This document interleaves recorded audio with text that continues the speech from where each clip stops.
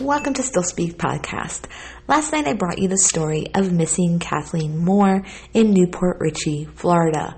Unfortunately, she is still missing, despite the fact that we did have some developments today that I will be sharing shortly.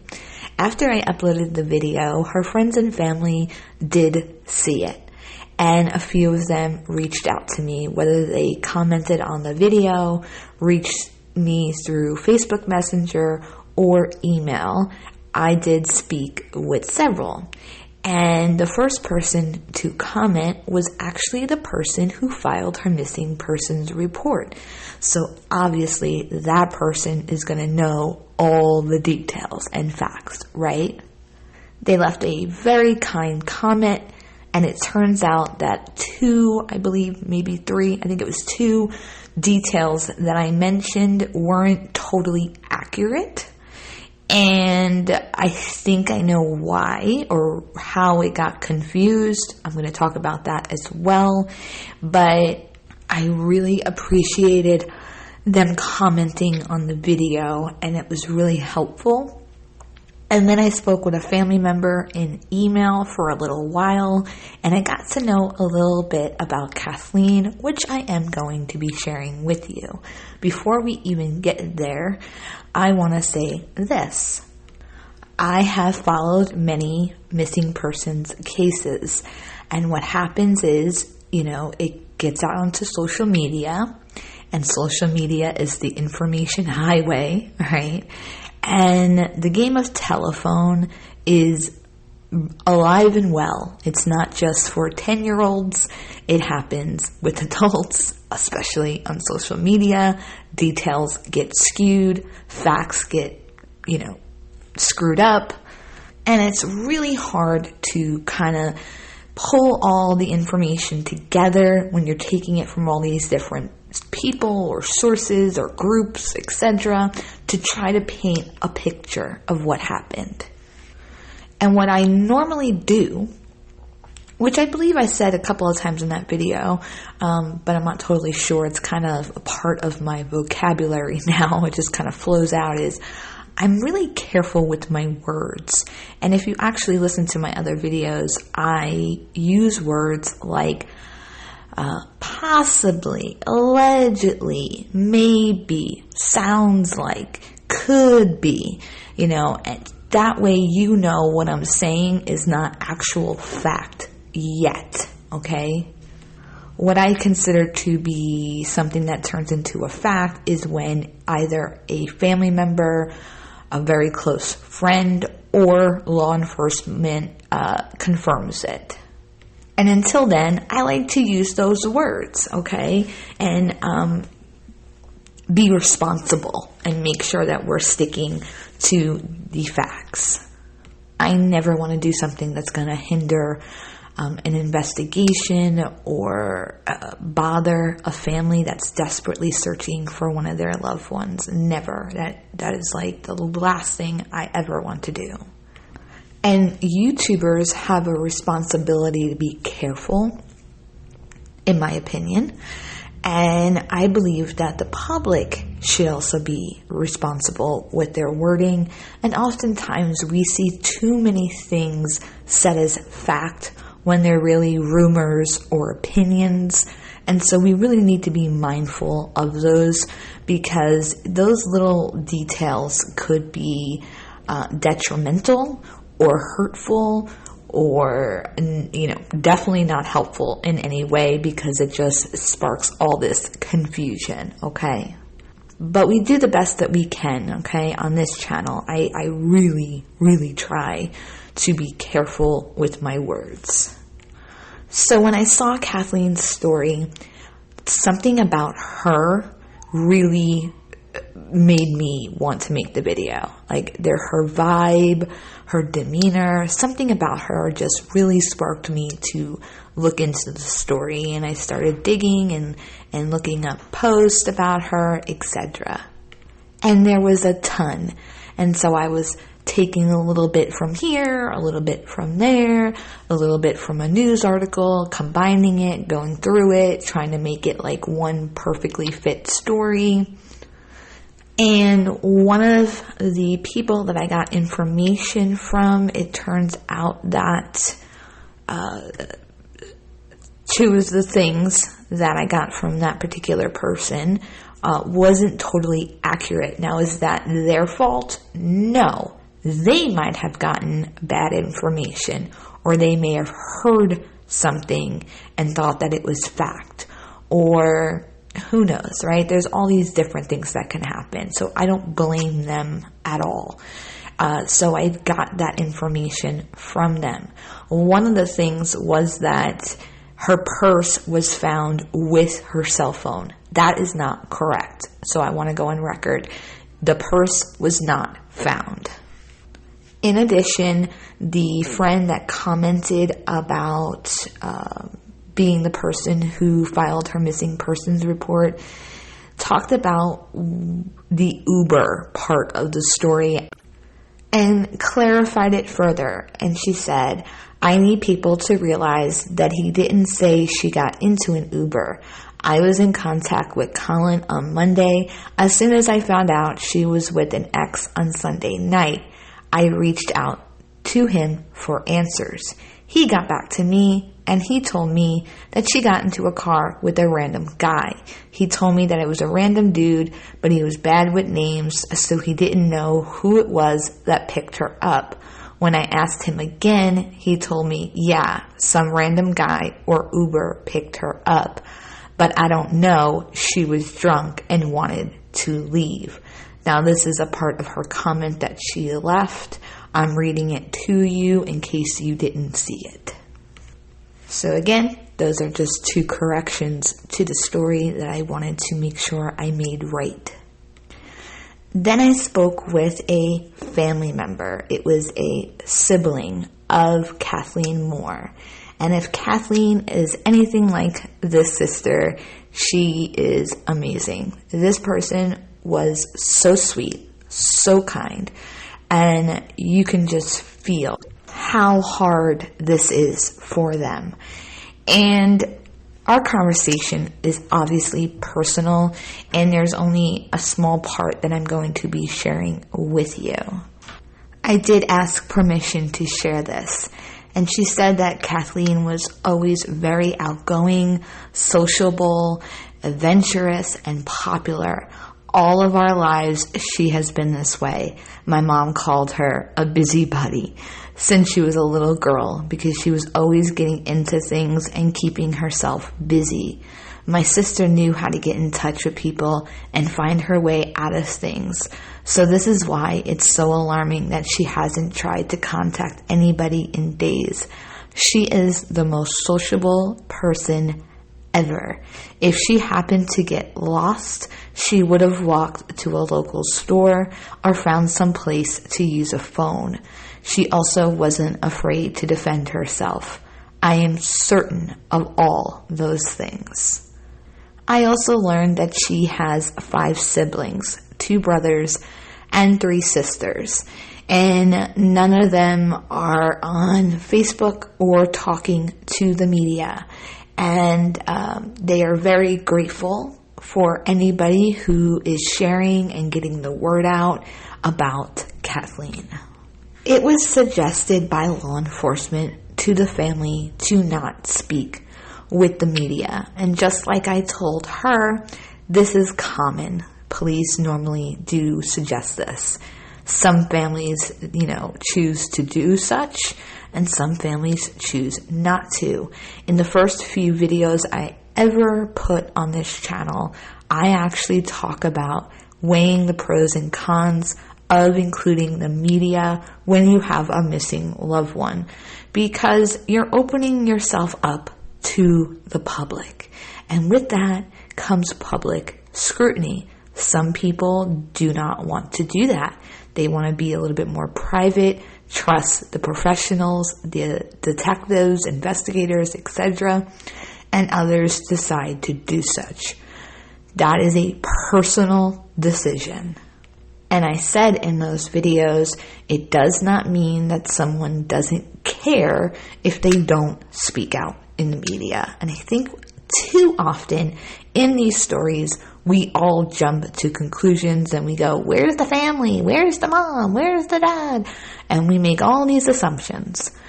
I'm here to tell you, after speaking with this woman, they are just beside themselves. They love her immensely. They're highly concerned. And they're just choosing at this time to keep it quiet and just get her name and face out. I totally respect that. You also have to think, if you get too much personal information away and that person is found safe, now all their personal information's out there, right? And so, yeah, people sometimes just want to be, on the sidelines, and they're definitely trying to help find her.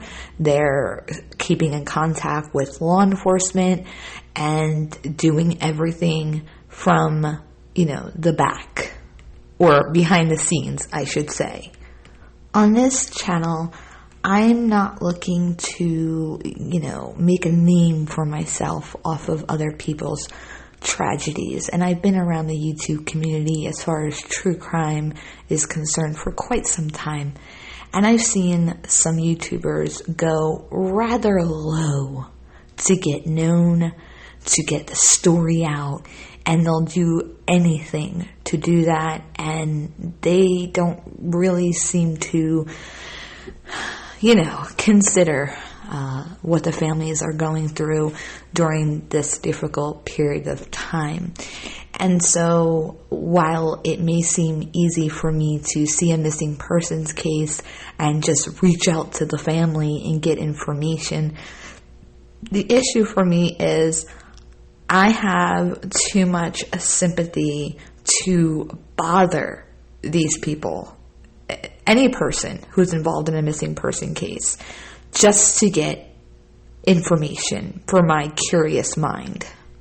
So when the family reached out to me at that time, then it's okay, right? Because first, I wanted to make sure that I clarify the details that the first person corrected.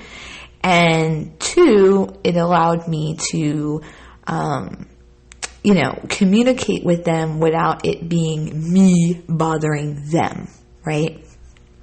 I told them that I've been around for a while. I know how these stories go, what to do, what not to do, etc. And if they need help at any time where they do want to involve any form of media, I'm here for them. One thing that did come up that I wanted to mention, because it's a good reminder and I've said it in other videos, but this is another opportunity for me to say it again. We need to be careful, okay, to not make any accusations. Opinions, theories worded as such, fine. Opinions and theories worded as fact, not fine. At this time, Colin Knapp is not even a person of interest. And I know it's very easy to hear a story and come to an automatic conclusion on someone and run with that. But until he's at least a person of interest, not even a suspect, we need to be careful, okay? Because we don't need to be going out there and trying to destroy anybody's life who may have no involvement at all. We see that a lot in the true crime community. I can tell you one case off the top of my head that's happening right now where there are far too many accusations, and that's the case of Summer Wells in Tennessee. I think on social media it's really hard because we see these stories and because we're not seeing these people in the flesh, we forget that these are real lives and real stories and real people. So we have to be mindful. And I actually said that to her sister today, something to the effect. But what I said was that I think why the public wants, all their, questions answered and as much information as possible is because they want to be able to relate to the person, for that person to be real to them and not just another face on a flyer. They want that connection. And I get it. Trust me. I'm the same way. I'm like, tell me this, tell me that, tell me this, tell me that, right? I have all the questions. I want all the answers. But in reality, we don't need all the details and all of our questions answered in order to help. And helping is getting her face out there, getting her name out there, right? I had tagged WFLA and some of the reporters at WFLA. That's the station that covered Gabby Petito's case because they're in the Tampa area. And I was trying to get someone local to pick up the story. And earlier this evening, WFLA actually did go live on all their platforms with her story. And, I have nothing against WFLA. I actually really like them. And I think they're very responsible and caring. The thing is that she's been missing for days. They were trying to get the media to cover it. I don't know if they reached out to WFLA specifically, but they were trying other outlets, okay? And during the time this was happening, she wasn't anywhere. And the only time you got to see this story about her was from people sharing posts. But today they went live because the Pasco County Sheriff's Office was at the location and home of where she was last seen. And there were detectives out at a landfill nearby, and they said that it was possibly connected to her disappearance. And I thought to myself, what a shame that she couldn't get attention until, this possibility of them looking for her in a landfill. It's just sad to me. It really is. But hey, at least they did finally cover it, and that gets her face out to a lot of people, so I'm not going to complain that much. It really kind of struck me. So police were at his home. There was police tape up, and they were seen removing some things from the home in brown bags. That's usually for some type of evidence, and evidence can be anything. It's not that they found signs of a crime. It could just be that they took, computers or cell phones or clothes, and that way to test them and look into them. It doesn't necessarily mean they found something, just that they possibly removed items to look for any clues, if there's any clues, okay? And yes, Pasco County was at a landfill nearby, but here's the thing. We need to understand that there are actually a lot of missing people in Pasco County, and there was the recent story in the Tampa area of Stephanie Overholt, who her body parts were found in a bay out there. Anyways, so there was this possibility that it was connected to Kathleen. We do not know that for sure. And in their reporting, they shared where she worked, what she did for a living, and where she was going to school, or what she was going to school for. The family member that I spoke with did not seem to be comfortable with putting that information out just yet, and so I want to respect that. At the same time, it was on WFLA, and it came from a very close friend of hers. So it's out there in the atmosphere, but I still want to respect this family member. So I'm not going to share what she was going to school for. I'm not even going to share the name of the place that she worked at. I will say she's a bartender. The reason why I'm saying that is because I used to work in the restaurant industry. I was a waitress for many years.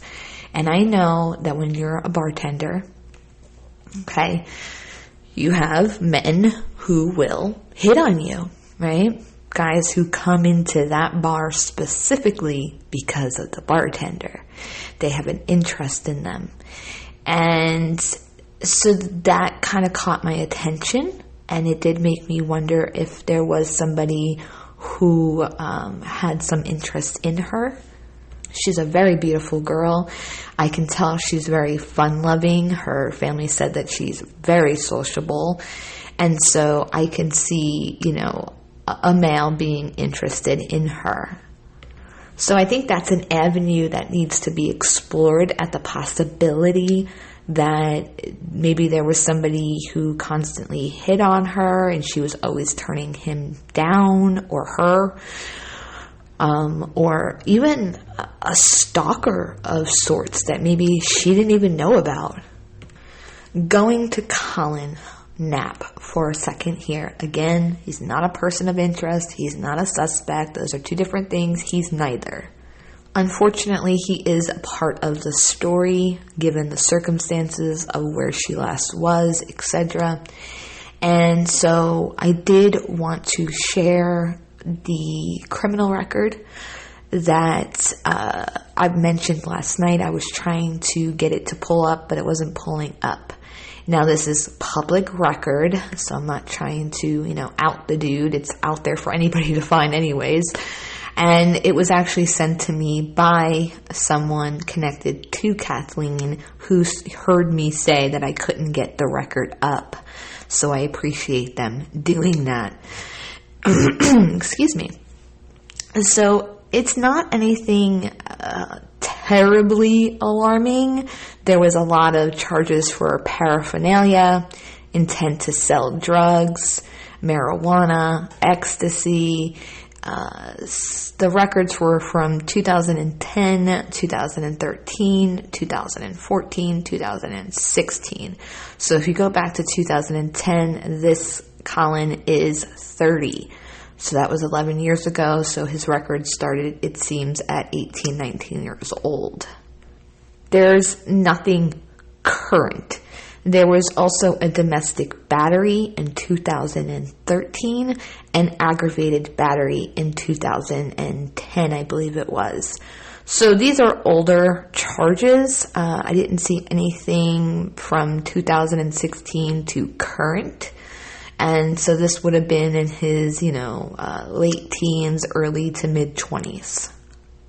For all we know, he completely changed, and that's why he has no more charges since then. Or he just hasn't been caught, right? Because charges don't necessarily, if you have no charges, it doesn't necessarily mean that you haven't done anything bad. It just means you haven't been caught yet.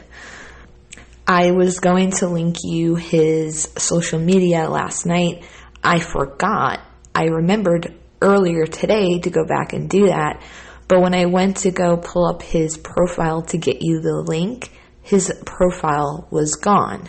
That might sound sketchy or a red flag, but I'm here to tell you, based on other cases, what happens sometimes is law enforcement will close down the account for a period of time and then they bring it back. In other cases, the actual platform removes the account. So in this instance, it would be Facebook. They see the person's name out there in, the media, and they do it. Sometimes there's a miscommunication, and they'll be under the assumption that this person is deceased, and so they remove it until somebody can memorialize the profile. Or it could be, yes, he deactivated. Maybe he knew that everybody was looking into his profile and he decided to deactivate it. I just wanted to mention that in other cases, I've seen where that happens, where it's actually not the person. And so we shouldn't jump to the conclusion that it's automatically that he deactivated or deleted his account. We don't know. Now, going back to the comment from the first person who commented on my video, who is the person to file the missing persons report, whose name is Mallory. they explained the whole Uber situation. And I know reading it, you automatically think like, oh goodness, right? And somebody even replied to her like, that doesn't make any sense.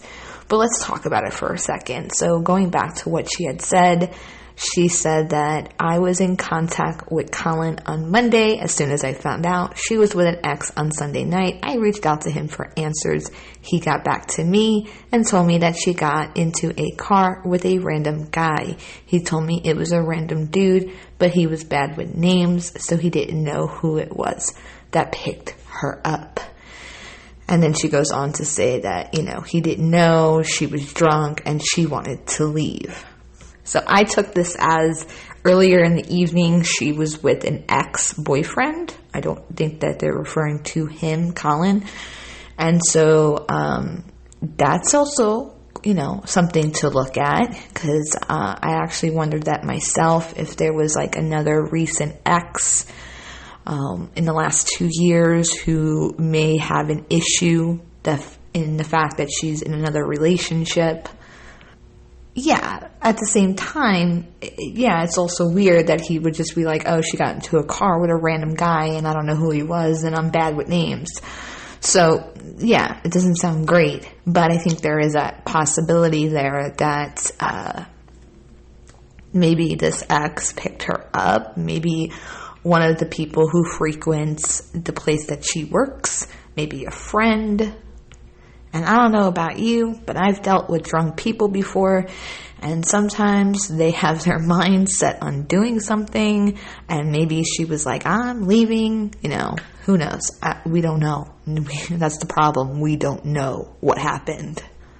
So looking from the, bartending aspect, this being with an ex on that day, or earlier that day, it sounds like, let me read it again. As I found out, she was with an ex on Sunday night. Okay, so Sunday night. And then Colin, there's a bunch of different avenues here. Bottom line, someone knows something about Kathleen. They know where she is. They know what happened. And they're not coming forth. At least not yet.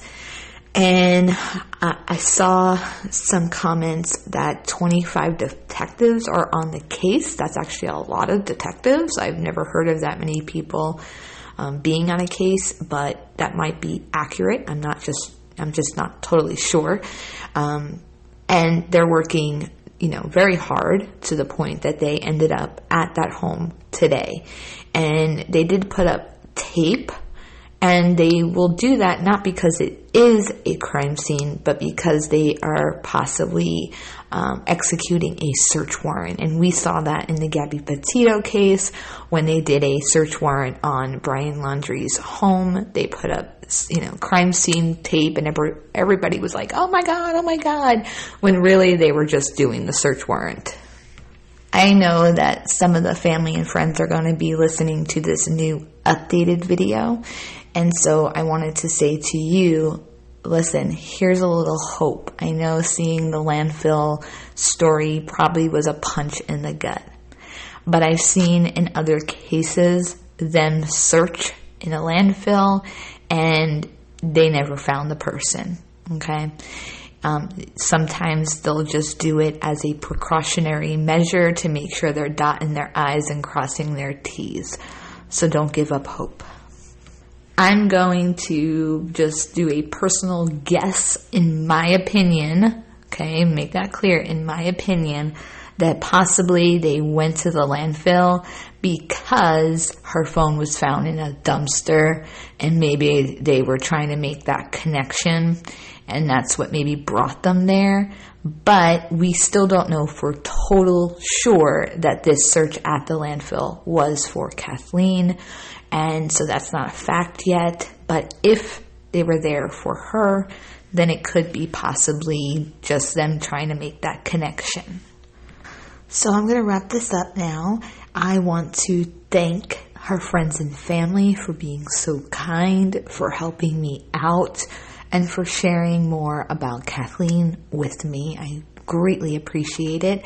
And like I told her sister, if at any time you do decide that you want to speak out via any type of form of media or include the public and build an army, I'm here to help in any way that I can.